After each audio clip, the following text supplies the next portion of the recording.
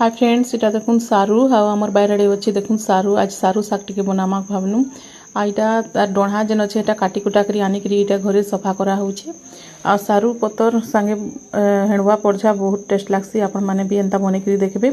Fast तो यहाँ सारू के सब आनिकी कोइली कोइली पतर आमर बाहर थी भी सब भल पतर नहीं ना पूरा सारू खाई खाई सार देलु न तो यहाँ आनी आटा कोइली कोइली पतर के काटिक डढ़ा संगे जेन चतरेक नून देकर सीझा होचे सीझाला उल्ची दिया है तार लहसुन आउ सुखा मिर्चा हेणुआ देकर पड़झा होचे आउ सीझीगला तार पानीटा टिके बाहर करदे भल है रगासी बेसी टंटी आउठी आमचूर देकर बना हेसी बहुत टेस्ट लागसी। आपण माने बनेकरी देखबे केबे सारूर तरकारीटा आमचूर 2 फटा दे देइछे देखूँ तारपर यहाँ पड़झा होइछे एंता न सारू सब आमे रांधसु। आपण माने केनता रांधसन जे कमेंट करके कहबे।